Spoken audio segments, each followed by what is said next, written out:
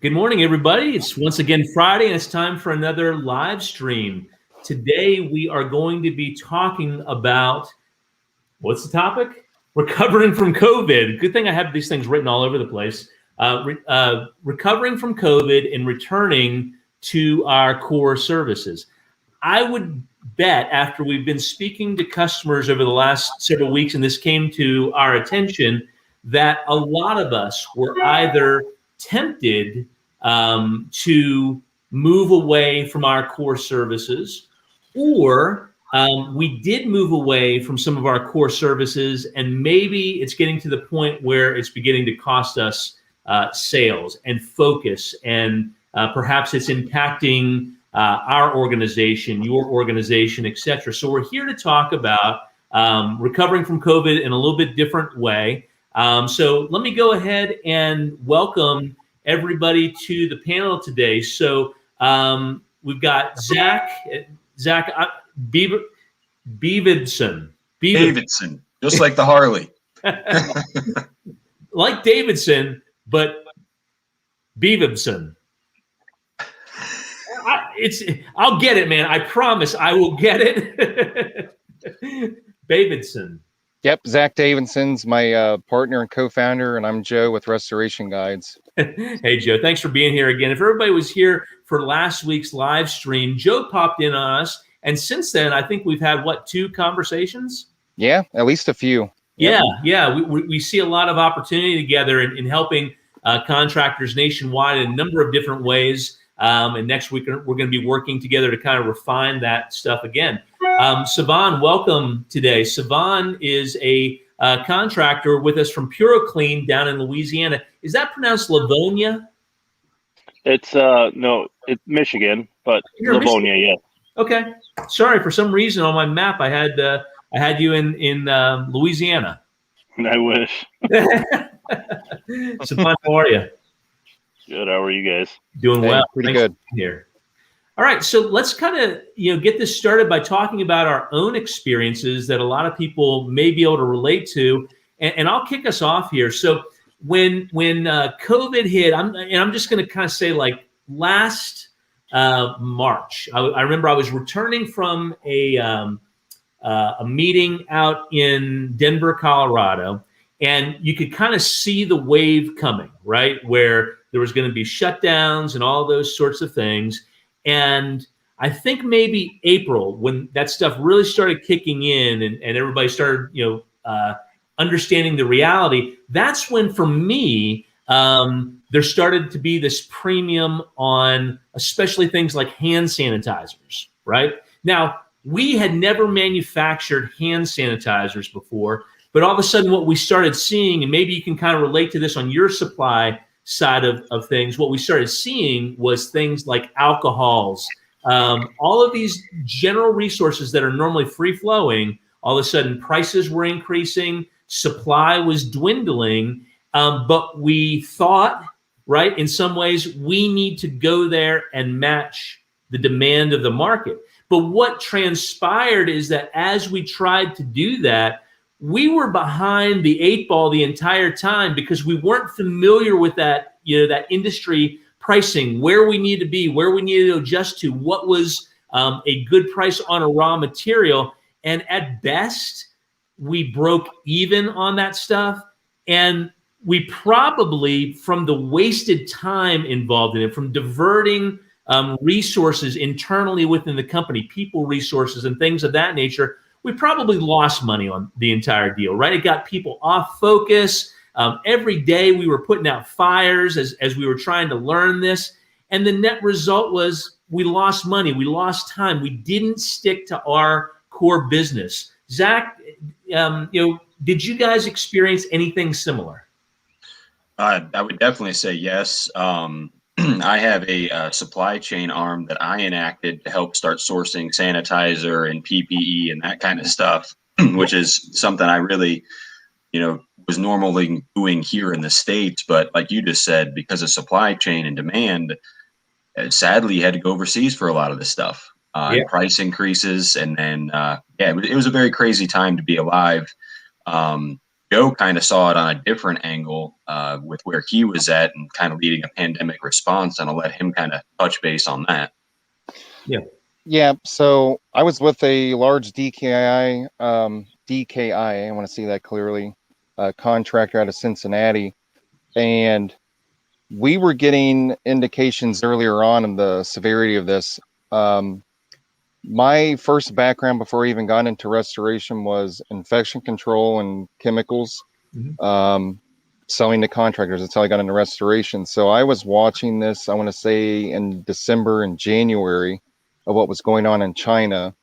And I remember sitting around at my daughter's birthday party on the 22nd of January, talking to other parents and that. And I was like, this is coming here. And everyone just laughed. You know, I'm like, no, they can't contain it. It's coming here. And then by February, you know, Trump had shut down the country and everything. And internally in the company, we were getting on phone calls, conference calls with restoration industry advisors. And we're getting communications from the TPAs, the third-party administrators, about what's going to happen and how jobs are going to be slowed down. There's not going to be as many inspections, and that there was going to be PPE requirements. And then there was the shutdown that was coming. I don't know if that was enacted in early April when the states started to close down the economies and that. I mean, it was complete panic. Yeah. I was a little scared, just like everyone else, because we didn't know what to expect. If it was going to be like one of those zombie movies or something like that, right? Right. But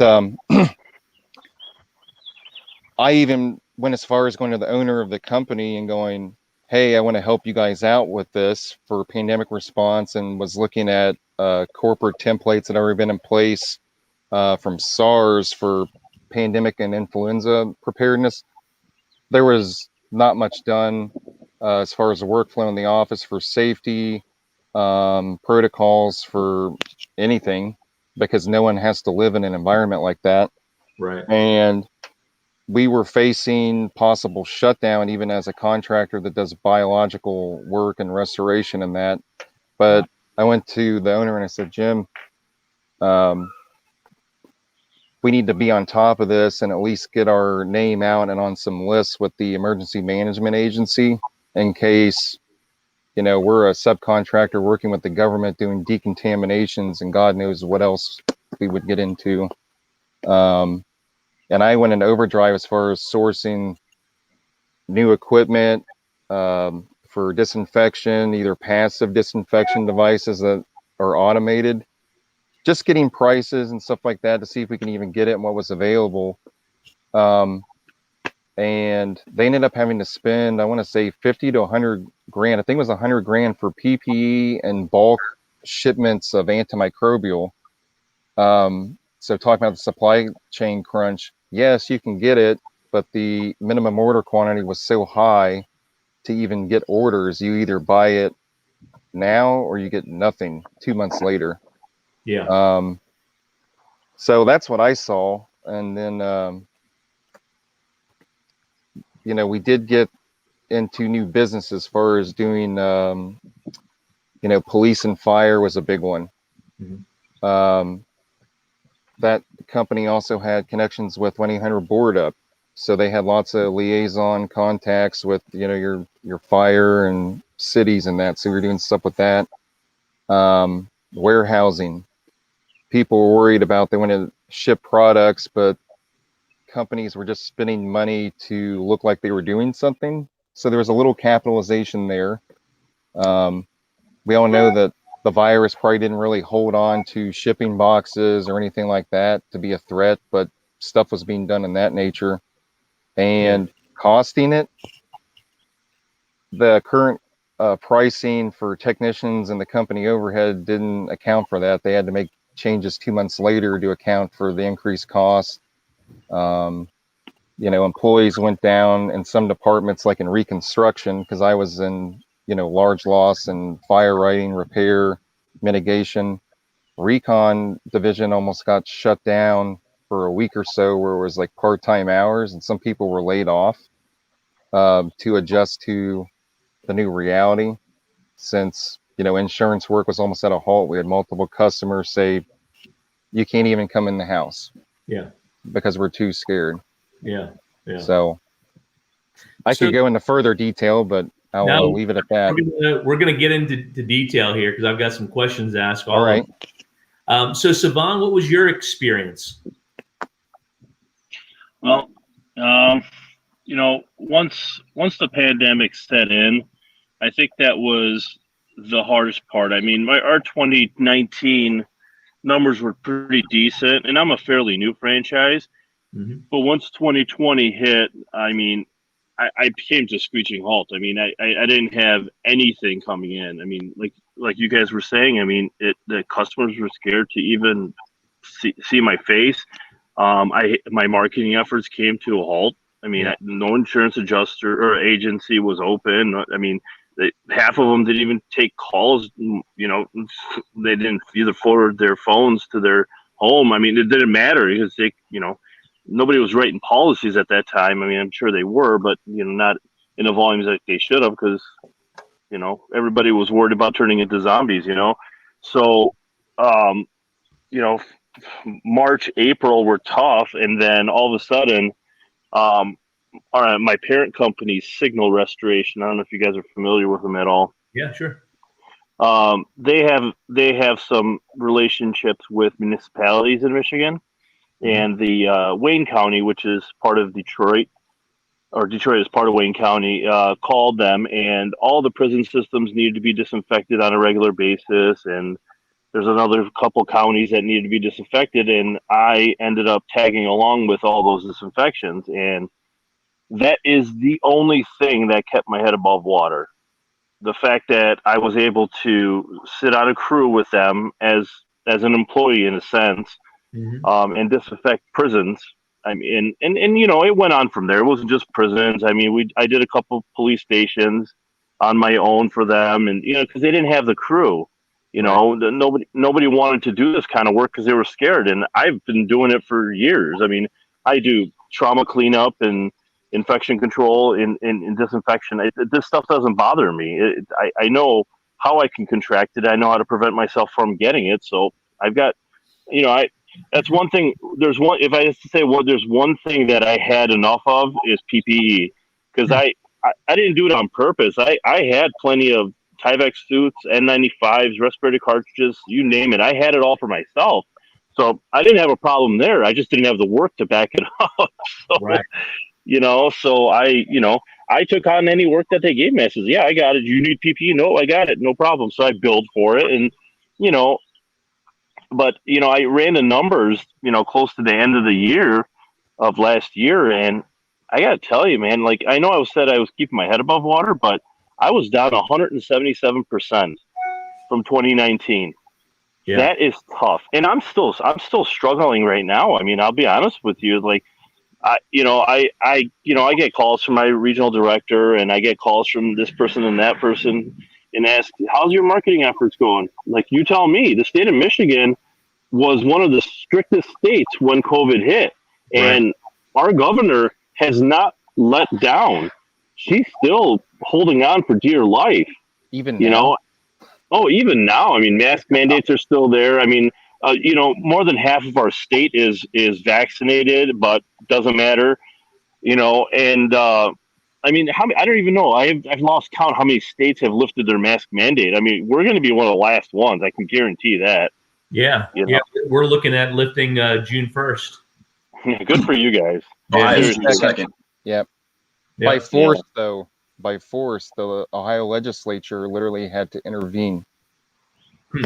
And the political stances in the states, I've noticed, is where you see more economic impact. Not to get into that too much, but it happened. Yeah. Depending where you're at was crucial. Yeah. It was pretty sad, man. I mean, I'm at an impasse now. It's I love what I do. I love the franchise. They are very helpful when I need them there, but at the end of the day, I lost so much business in 2020 that now I'm fighting tooth and nail to just pay off some of this debt that I incurred in 2020. And a lot of my lenders are good. They're like, Ally Financial is like, it's okay. Just let us know when you can't make a payment. We'll just defer it. I mean, they deferred my payments for 8 months. Yeah. Wow. It's like 10 grand. Yeah. They're like, no problem. Just let us know when you can pay it. And, if it wasn't for those guys, I'd have walked away. I mean, not because, not because I wanted to. It's because I had no choice. Right. Right. That's a good institution, good lending institution. Then if you have that history, that's great. Yeah. Other franchises weren't as lucky. Those royalties and costs were still coming out on auto deduct from their bank account, whether it was there or not. No, there was one that was doing it. Yeah, there was definitely one that was doing it no matter what. Yeah. And that one really hurt because they wouldn't take it off for some reason. And I know why they didn't do it. It's because they wanted to secure their assets and and they wanted to keep their doors open as well. But I'm not happy with them, but I don't have very much of a choice with it right now. I've got nine more payments left, and all my equipment is paid off, so I'm good. So I don't know if you guys experienced this, but I sure did, and that was in that early going. What should your marketing sound like? This doesn't happen to me very often.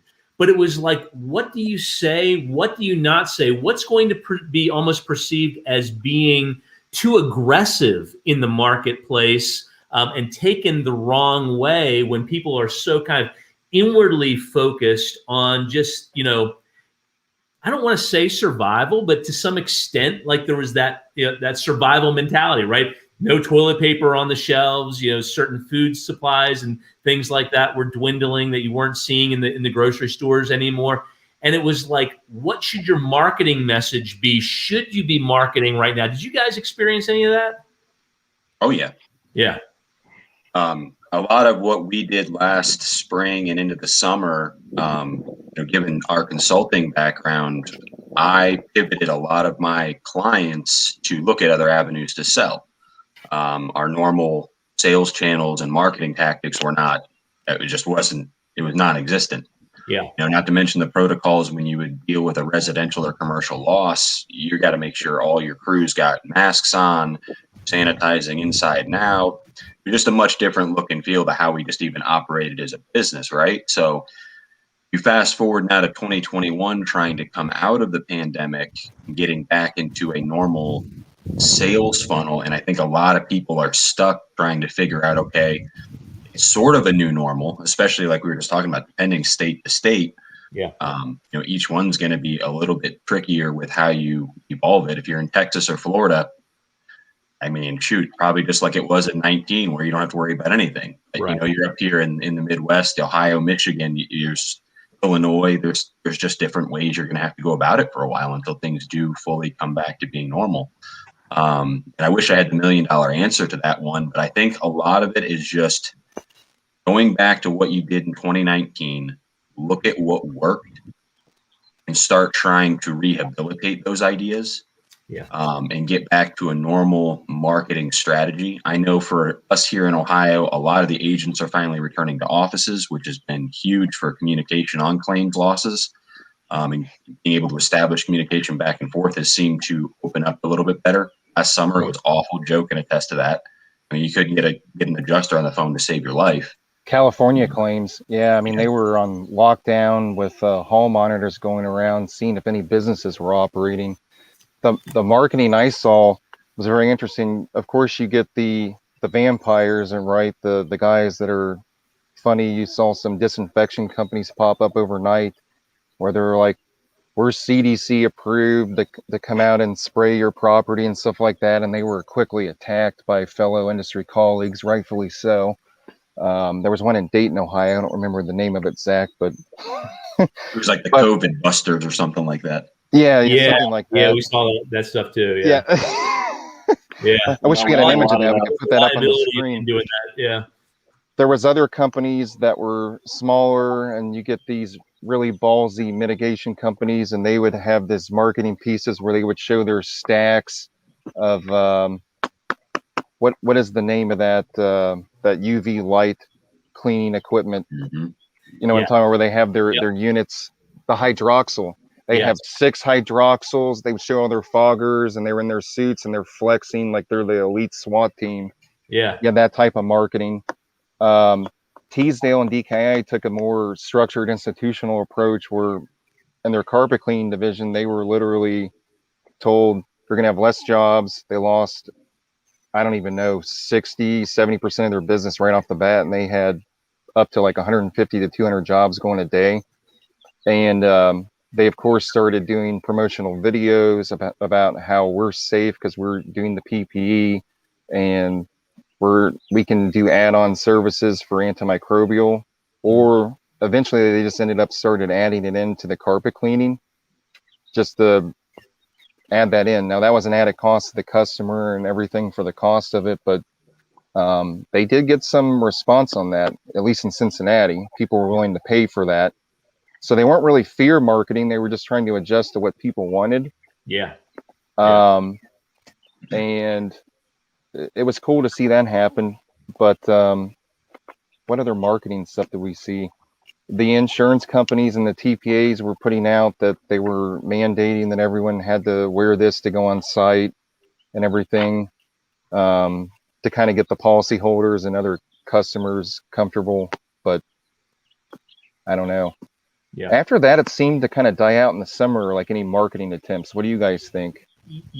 Savan, let's go to Savan, and then we'll follow that up, because I've been writing a couple other things down that we want to talk about, such as it was a big trigger to me where people's lack of understanding of EPA labels and protocol really shone through during all of this. But Savan, let's keep on the marketing topic. You know, what did you at that point in time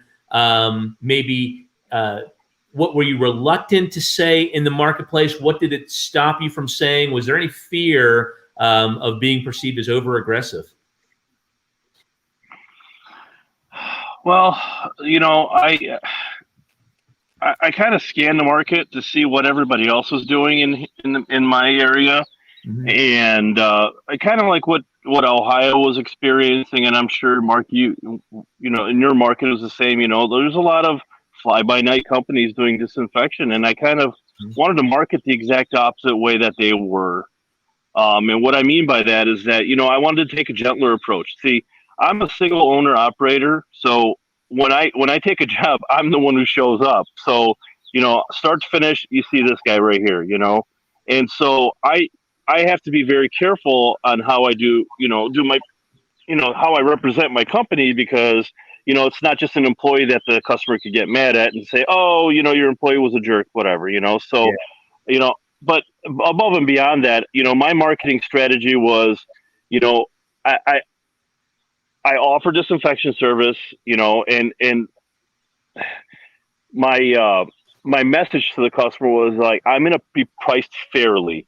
You know, you're going to use EPA registered disinfectants. I have been using EPA registered disinfectants. They're botanical. They're, you know, safe to be around your house, your dog, your kids, whatever the case may be. And then all my procedures, you know, are per, you know, the EPA standards, and, you know, I mean, you go on and on and on. And, you know, I'll be honest with you. I looked at some of these pricing sheets from, you know, PuroClean and Belfour and you name it. I was pretty modest when I was charging. You know, I was doing per square footage on some of the, you know, the smaller areas, and then when you get to the larger, you know, I did a couple 100,000 square foot warehouses or manufacturing places, and, you know, I was charging 30, 45 cents a square foot. I mean, listen, it probably was low, you know, but the customers loved it. You know, they kept their costs down. I kept my costs down, you know, because, you know, I keep my costs down because I'm my only overhead, right? And, you know, it didn't seem to work as well as I thought it was going to. I even reached out to my Chamber of Commerce, and I I said, hey, can you put some feelers out there? I do offer disinfection service. I'm somebody who you would want to call, for all of our chamber members. I got maybe 1 call, 2 calls throughout this whole thing, and I don't know if it was just I wasn't aggressive enough. But I have a different approach. I want to make sure that I'm not too aggressive and I treat my customers fairly, but maybe marketing's not my strongest suit, and I didn't hit it hard enough. So I don't know. Yeah. I don't think that's the case, Savon. You sound like a can-do guy. I've been an owner-operator before on a restoration thing that was my own. It wasn't a franchise. But I tried to differentiate the DKI company, Teasdale, differently by, okay, you got a lot of people doing it wrong, right? The way that I did it, because I'm very analytical and understand the way this stuff is written. Now, the customer's not. Everyone hears, we're going off CDC guideline. Very vague, even in those guidelines or with the NIH. Mm-hmm. Ohio has pandemic response plans. The EMS guidelines, the emergency medical services, and that they had pandemic and response protocols already in place for the last 10 to 20 years due to influenza and SARS.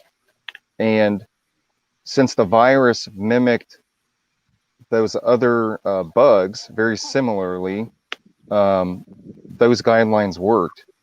Another way that we tried to do marketing was we had to differentiate ourselves by showing the customer that we were using the EPA approved list. So the first list that came out was all of everyone's top American brands, because of course they could lobby to get kill claims beyond what other superior products had.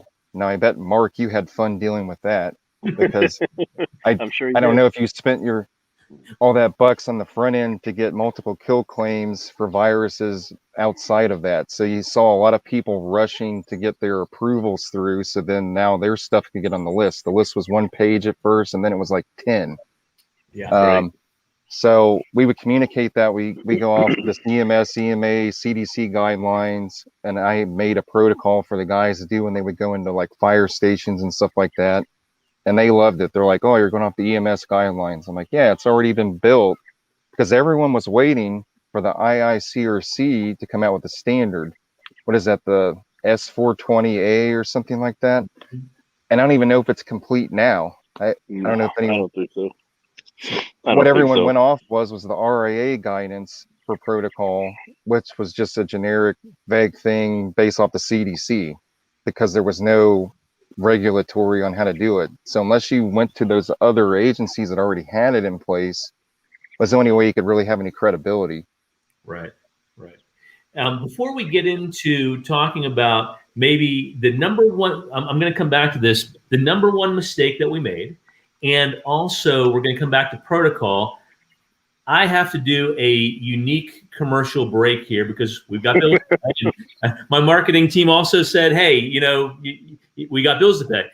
So anyway, during the month of May, and we're halfway through so far, and I'm speaking to the 700 or so customers that we have nationwide, we're doing a promotion where when you buy 14, 28, or 42 pails of anything, right? And we stack in layers of 14 pails on a pallet.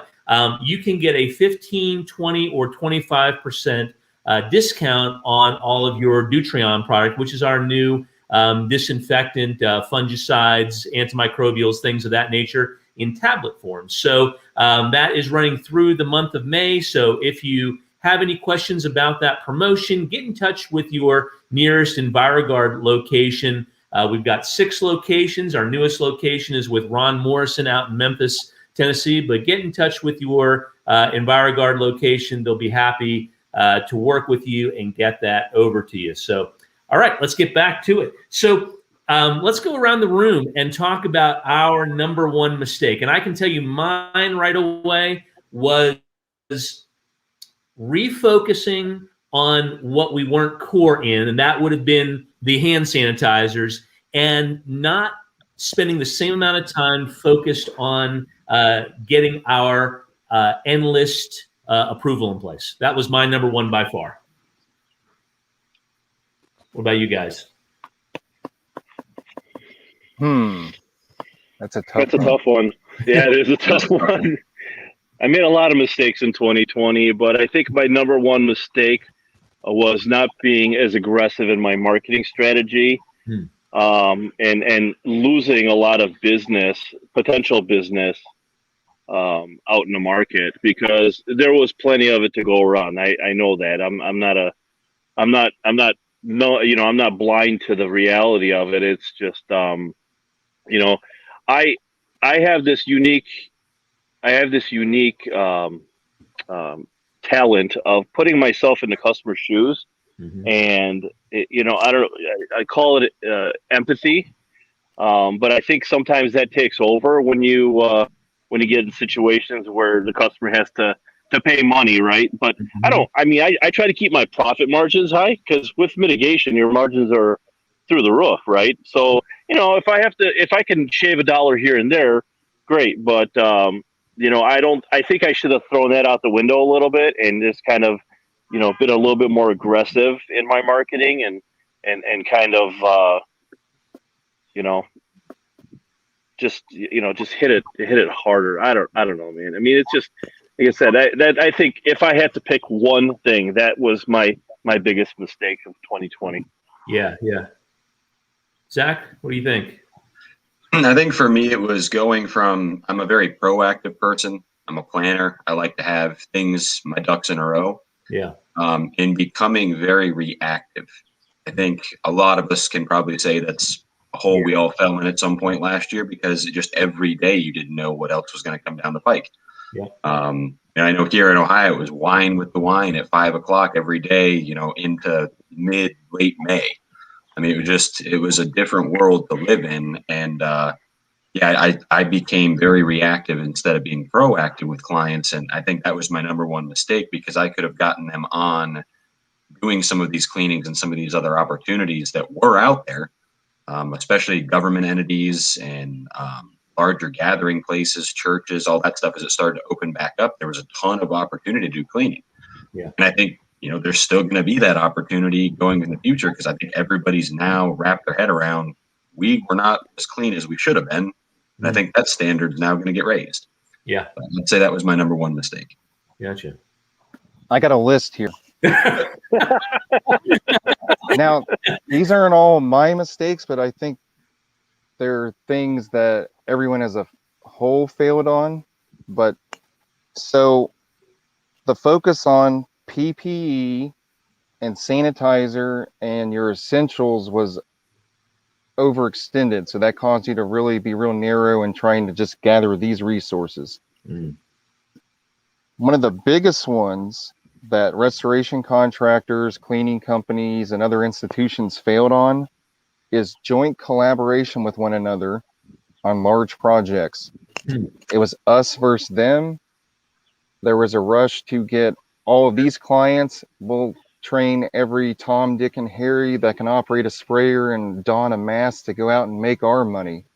There was no joint collaboration. Every company was forcing just their stuff and not trying to go in jointly. And I'll get to why that was a big failure. Yeah, we're going to talk about what it's taught us. So hold that thought, because we're coming back to that. Yep. Go ahead, sir. Oh, no. So the biggest ones, and I saw the opportunities earlier on in the pandemic, but at the end of the year, our consulting company is newer, right? We had the chance to come in under a subcontractor to a prime. So we were a sub of a sub for consulting with the Navy for NAVWAR. So that's your Eastern Atlantic Command. And they had an indefinite quantity and indefinite price timeline on to allocate public funds for the disinfection and sustained battle readiness of our government in that, because it was affecting your Navy ships and all your military personnel. I did not see a huge joint effort in the restoration industry to collaborate on that. That deal ended up not going through because, as you can imagine, millions of dollars. There's lots of people looking to get that. Yeah. And the fact that us small companies were in front of them putting together proposals for a plan. I mean, we're talking about if they had a facility go down, that we were coming up with a 24-hour operation protocol that I wrote of how we would disinfect the building and get them operational, even as far as getting into personnel tracking with RFID on site. There's a lot of GIS technology out there about how you track populations and workflows in buildings. I looked into that, Zach. I don't know if we got into that last year, but it was a way where you could track who is susceptible based on where their location is to infection. And of course, people by rank in that you want to protect, right? You don't want them to get sick. Even if it's not a fatal thing, it's still not good for your military and those support agencies to become ill when they're trying to do their job. So yeah, things in that sort. I just think bidding large government military type projects were in high need, and the restoration contractors are not used to doing that for requests for proposals and things of that sort. So there's a huge shortcoming there. Right. I want to turn our attention to a little bit about protocol. One of the fundamentals that I saw, and it kind of goes back to what we were talking about, where you see, people flexing, for the camera, right? Was that all of a sudden there were all of these contractors out there fogging into midair, right? Yeah. You saw it happening at gyms, you saw it happening in offices, and you're going, and all I could think to myself was, the label's the law. The label says nothing about using a disinfectant to fog into air spaces. A disinfectant's purpose is for killing microorganisms on surfaces, end, right? But we see all of these people, even still a little bit, fogging into the air. And I just thought, man, from the wrestling that we do with contractors and understanding that stain mitigation is not remediation, to improper use of antimicrobials, people need to get their stuff together when it comes to understanding basic protocol and what they're telegraphing and communicating to their customers, and potentially creating liability for themselves. What do you guys think about that? It's hilarious. I mean, I can't tell you how many advertisements I came across, or I've even worked on jobs with Signal, and I'm just grateful that I was working the job with them, where they had some guy that they pulled off the street, like you guys were saying, just do a tailgate training session. All right, this is how you put a mask on, this is how you put a Tyvek suit on, this is how you put your gloves on. All right, here's your machine, go. It's like, right. Okay, just like you said, you don't need to sanitize the air, you don't need to disinfect the air. I don't know. There wasn't very much research done on COVID at the very beginning of it, but I could have told you that the virus is not going to survive very long in the air, and it's looking for something to attach to or live on, so that it could so it can replicate, right? Right. So from my experience, from what I've learned and with all my years of training, is that you disinfect what can infect you, right? Hard porous, non-porous surfaces, door handles, grab handles, you name it. I mean, I could go on for hours, right? Right. And concentrate on those areas. Make sure that you're following the label instructions on contact time with your disinfectant, whichever one you choose to use. Yep. And move on with your day. And right. in the grand scheme of things, it'll take you a lot less time to do it the right way. But you might not be able to charge as much because you're not saying, oh, well, I have to fog this entire building, and, they throw this all, they go, well, it's a 250,000 square foot area that I have to fog, but you only need to clean 20,000 of it. So, right. I'm not going to mention names, but I know one company specifically that did a private airport here in Michigan. He made over $250,000 on 3 jobs that he did, which total of maybe 15 hours on all 3 jobs with a staff of 3. And I supervised that staff, and what he charged and what he did absolutely disgusted me. I was sick to my stomach when I found out how much he was charging them. And they cut the check because they're a private airport and they have contracts with the big package carriers, and they have no choice.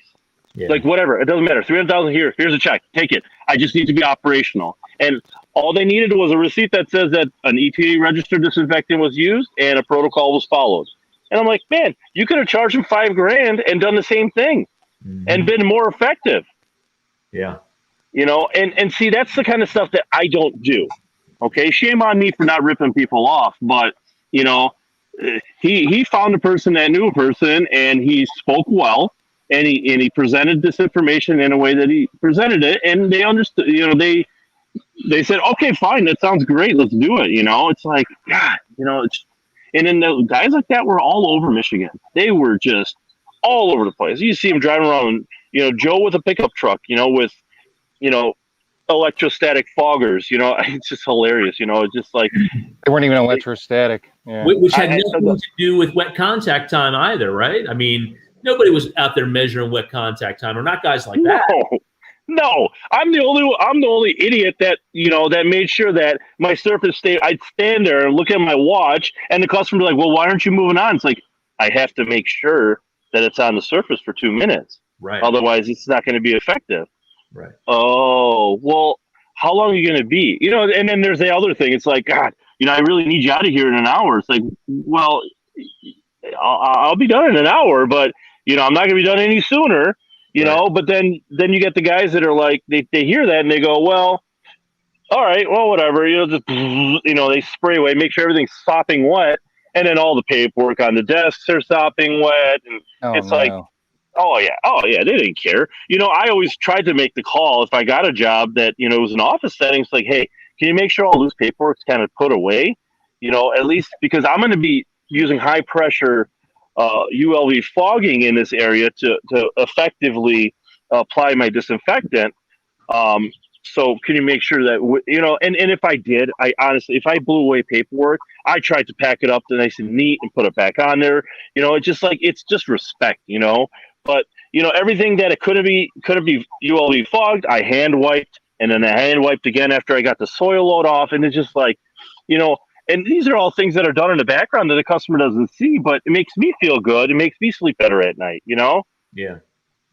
So it's just, I'm not a believer that honesty doesn't pay, but, in this day and age, this pandemic really started showing me that you almost have to be a crook to make a good living in this pandemic early on. Now it's like, I'm not going to change my ways just because a whole bunch of crooks came in, took a bunch of money, and then started doing what they were doing before the pandemic hit, because that's all that happened.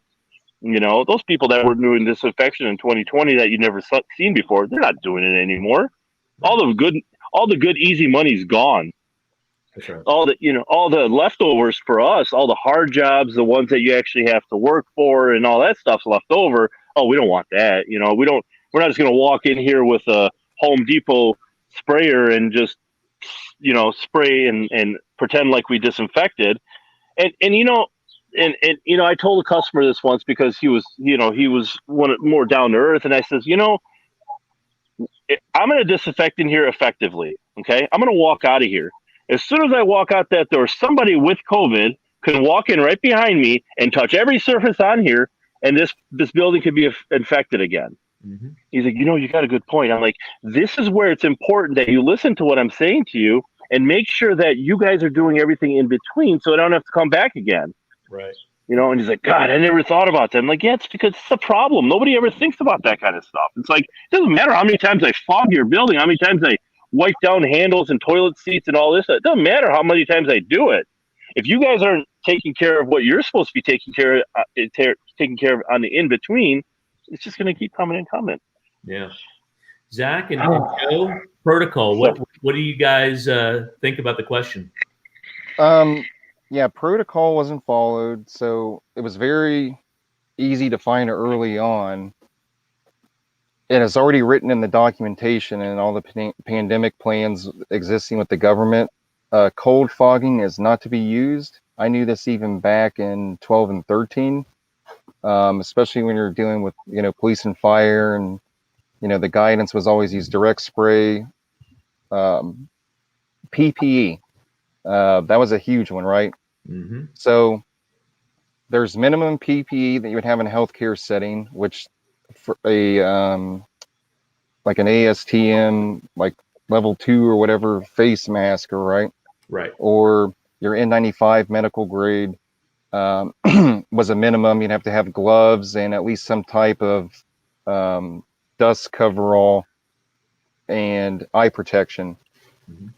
It was so hard to get even your own people to wear the stuff all the time, especially when you're doing like direct spray. You would get some blowback, and if the virus is in there, you have to make sure that you're at least covered for the blowback when it hits you.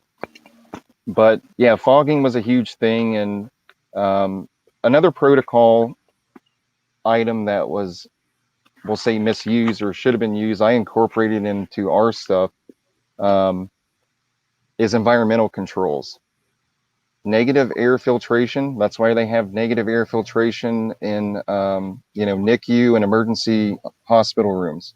Mm-hmm. You have to get the airflow under control. When you get airborne particulates like COVID that can stay in the air for some amount of time before it wants to settle, it does want to settle on a surface. You got the floor and your touch points and in the air. So there's lots of things you can do for disinfecting that, drawing it in HEPA filters, intermittent cleanings. Another thing on protocol and costing is we would have different levels. You'd have a level 1, 2, and a 3 cleaning. Level 1 is preventative. Level 2 is suspected infected person was in the area. So you would escalate up. Level 3 was confirmed case on site, multiple people taken out of action, and it's full top-down clean. And that would affect your pricing and the level of PPE that you should wear and how you would do it, and the amount of staff you would bring to do it, because they don't have a lot of time. Right. So that's another thing you were mentioning with that small group, Savon, that you were helping manage at that airport, is you'd have 3 guys coming in and do these huge areas, when really for that price, they should have had an army of cleaning technicians that have all been safely trained, monitored, and that there's line of sight supervisors making sure they don't infect themselves when they don and doff off, or they're not wearing properly. So much could have been done. Yeah. So much. This takes us, I think, kind of turns the corner in some respects, and we get to, so what has this taught us, right? Where can we make an improvement and moving into recommendations and things of that nature? For me, and again, I'm on the supply side of the industry, but what it's taught me is to train entire companies, from the management, sales, and marketing side, all the way through production and operations. Make sure that all of those people have the fundamentals, the technical details, the terminology, and the standards nailed down, not only as it applies to them, but systematically, so that they understand it and they're committed to it. That has been my big takeaway of maybe the responsibility that even as a manufacturer, we need to take on. And we've changed our training and updating our training in accordance with that. What do you guys see as what all of this has taught you? I would totally agree. I mean, I know for our consulting business, Joe and I had always harped on how you do your documentation. Documentation is the #1 key to you getting paid out on whatever you're estimating, and when you're submitting all that to the adjuster. To where now Joe and I have really come up with a good, solid training program for documenting each job, how that goes into writing, how you're categorizing your writing, how you make sure that your actual scope is legitimate and good. Even going back to some of the protocols Joe was just mentioning. And there's so many things that, it kind of made you stop and think about, these are things that we should have always been doing, but a lot of the industry was not doing it that way. And I think also because of the communication gap that we had to experience last year, where almost everything was remote. I don't know how many of y'all got Zoomed out, but I know by June, I didn't want to see Zoom again the rest of my life. It was literally Zoom every day. Yeah, yeah. And so, I wanted to prepare ourselves and our business going forward. How can we help our clients be better as a whole at their business?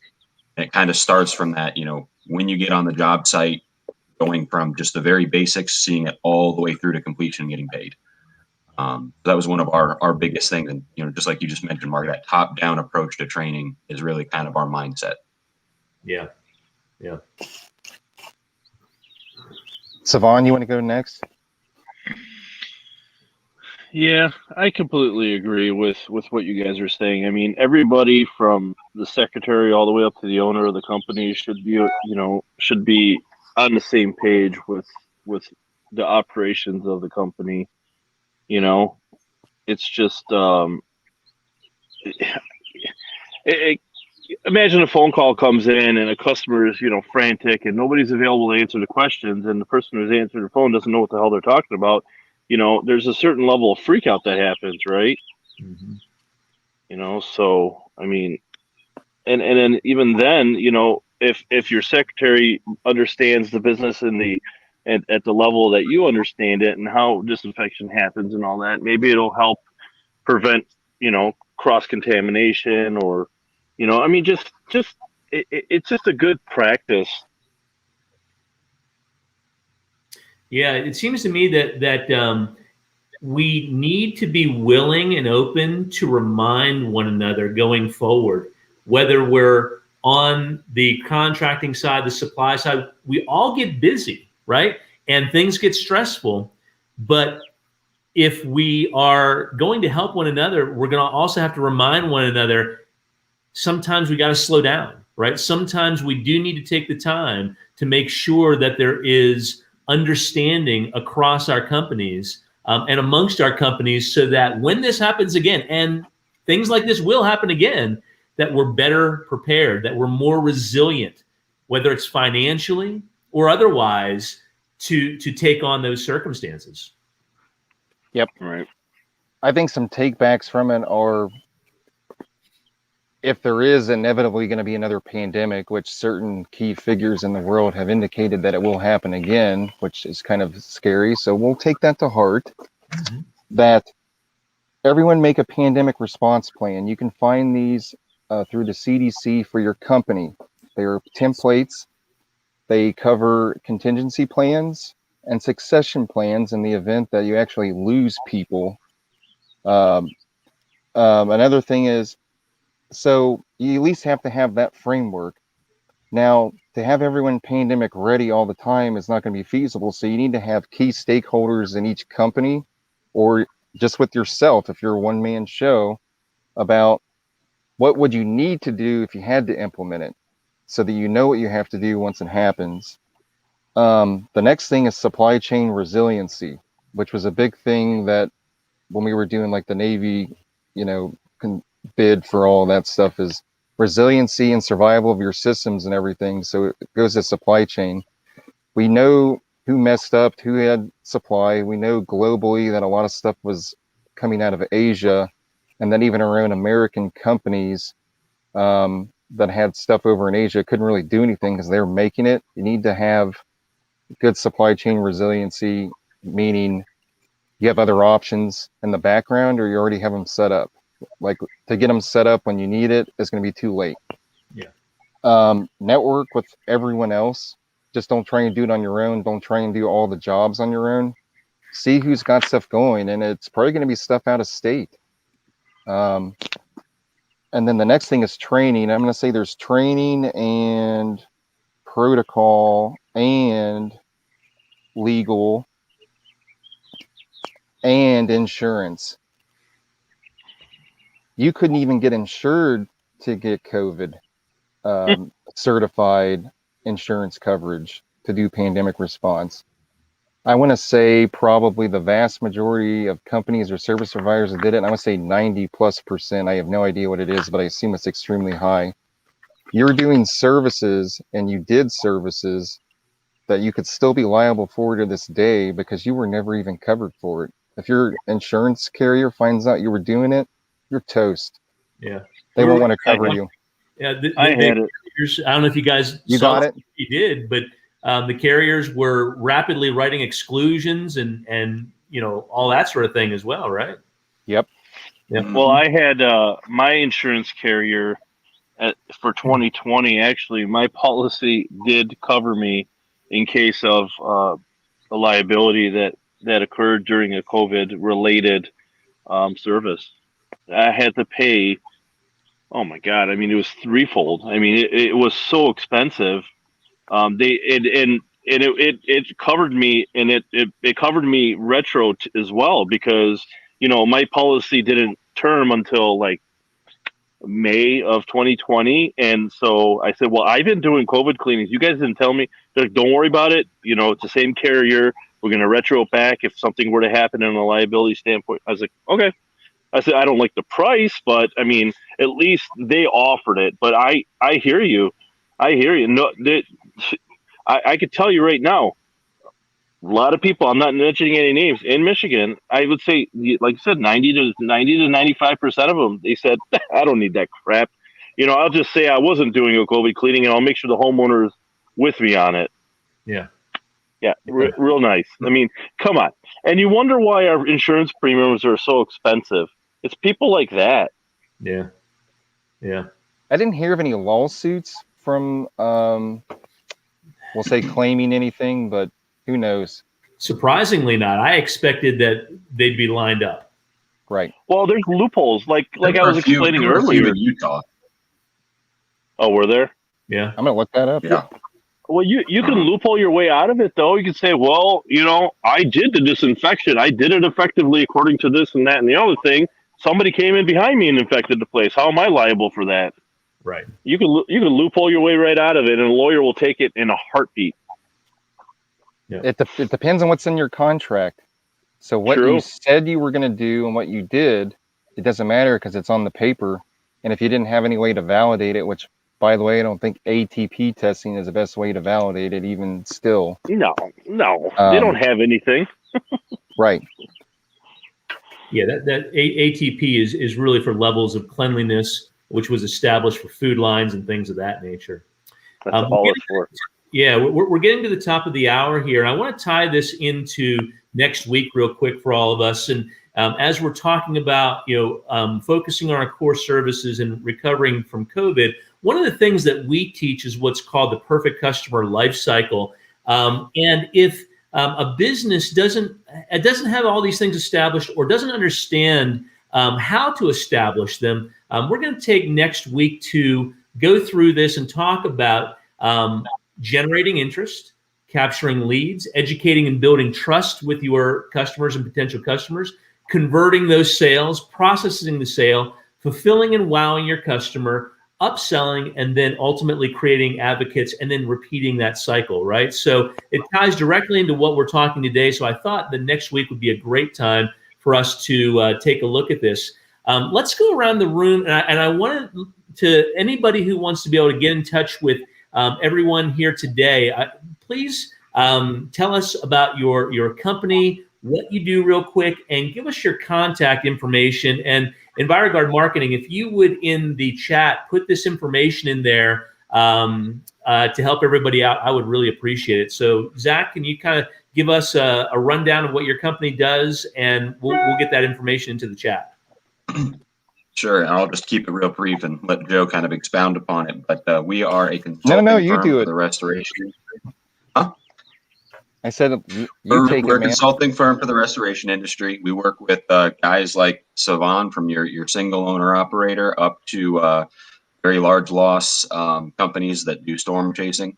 We build estimates, we do documentation, we do training, we do claims management, which means a lot of different things to a lot of different people. Yeah, I mean, that's kind of what we do. So. restoration and cleaning is very complex. I am a master of no one thing, but a jack of all trades. And that comes through with experience, and we have experience, especially with me and my business partner, to help you look at areas you might not be thinking about or concerned about. So we try and cover all your bases on your projects and help with your business, from the type of employees you have to your systems, all of that. Saban, we need to know not only about your PureClean company, but the areas in Michigan that you service. Okay.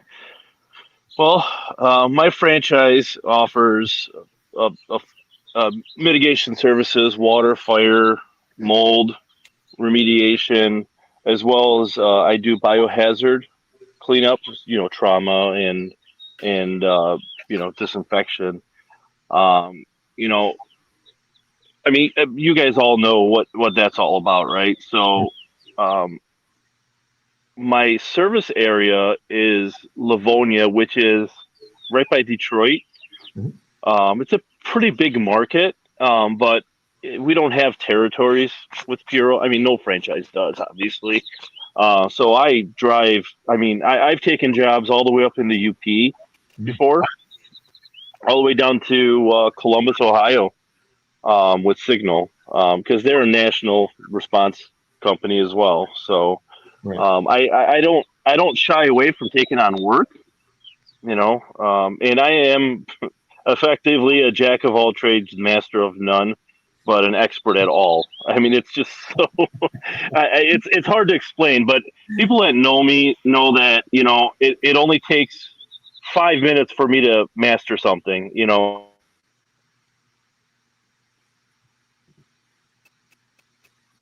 He's going to let us hang on that one. Yeah. Where did you guys end up with me? Well, I'm not exactly sure. You said an expert, and you were about to explain what you meant by an expert. Oh yeah. So I mean, it only takes me, and people that know me very well, it only takes me 5 minutes to master something. Especially when it comes to working with my hands. Yeah. I don't fear easily. Whereas people will be afraid to jump into a project and go, oh God, I have no idea what it's all about. I look at it and I go, oh, okay, I got this. It's just, it's like taking apart a wall. It's like, I don't know what's behind it. I don't want to start cutting into it. It's like, not a big deal. Or, when I got into this whole COVID thing, it's like, I know how the virus travels, and I've got a pretty good idea of it.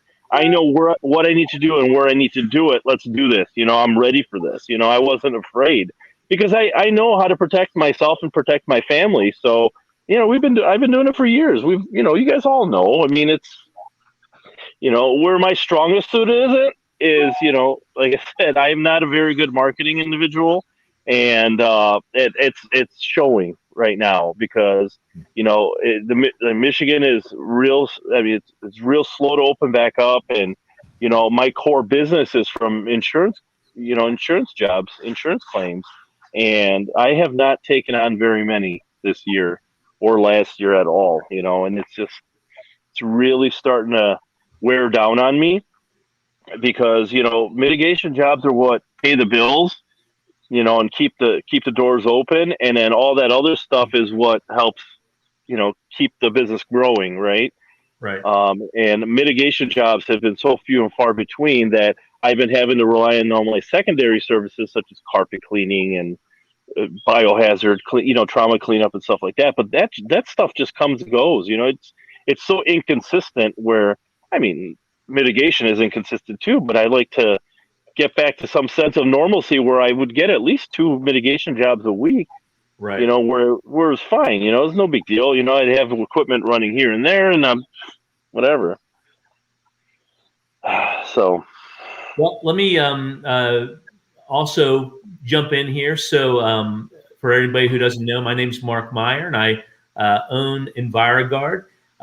We're manufacturers of cleaners, stain removers, disinfectants, odor mitigation products, sealants and coatings. And what we do is we focus on helping customers double their sales. And that sounds ridiculous to begin with, but not only do we manufacture those products, but we are firmly committed to a total education, training, and marketing slash sales support program that allows customers to take what they're doing, water mitigation, for example, or mold remediation, for example, and dovetail that into things like moisture control services that are long-term, team that up with annual inspection programs and such that keep you coming back to those properties, and that also look at adjacent opportunities, such as the relationships that you might have with relationships in real estate, in property management, and create add-on services that keep you in the door at a very high profit level, so that the bigger services like Savon's talking about, where you want those regular water mitt jobs and things of that nature, are the first, you're the first choice for those relationships that you are in the door on things like odor mitigation jobs or curb appeal jobs and these types of things with those important relationships. So we're a lot more than a chemical manufacturer, which is why we have our own locations throughout the United States versus using secondary or tertiary distribution. So that's Enviroguard in a nutshell. Gentlemen, thank you so much for being here today. Truly enjoyed it. I hope that there was a lot of takeaway. I think there was for our audience now and into the future. And all of you, when you want to come back and be a part of the live stream, please let me know. I'm looking forward to next week kind of taking a step further and jumping into the perfect customer life cycle, and hopefully helping people organize and nail down what they should be doing step by step in planning their marketing, administration, and sales side of the company. So guys, thanks a lot for being here, and we'll talk at you soon. Bye-bye. Thanks for having us. Thank you, Mark. Yep. See ya. Right, nice to meet you, Savon. Yep. Nice to meet you guys. Hopefully Right. see you soon. Savon. See ya. Yes, sir. Bye.